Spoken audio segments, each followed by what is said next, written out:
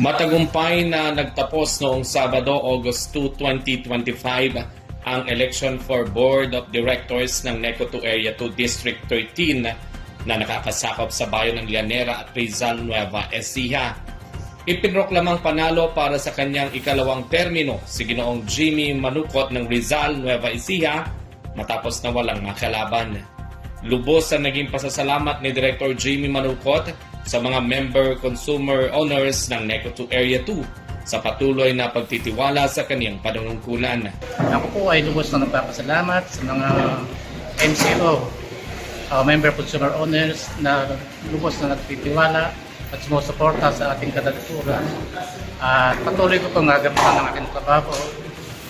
Magiging halimbawa o magiging kasangkapan ako para sa pagpapaunlad pa ng ating kooperatiba. Makapagpasa tayo ng mga bagong polisiya na ipatutupad ng ating kooperatiba.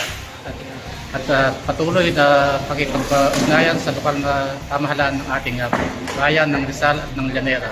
Ang District 13 na ang huling eleksyon na isinagawa ng NECO 2 Area 2 para sa mga bayan na kanilang nasasakop. Ibinahagi naman ni Engineer Clarence Paredes, Acting General Manager ng NECO 2 Area 2, ang kaniyang pasasalamat sa mga naging bahagi ng tagumpay ng mga isinagawang eleksyon sa mga sakop nilang bayan. Nagpapasalamat po sa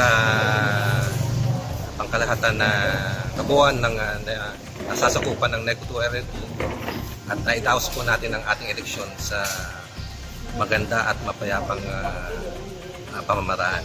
Kami po ay muling magpapasalamat ulit sa inyo at sa patuloy ninyong pagtangkilik sa kooperatiba ng NECO 2 Area 2. Bali po sila yung ating makakasama sa paghubog ng mga batas para sa kooperatiba natin.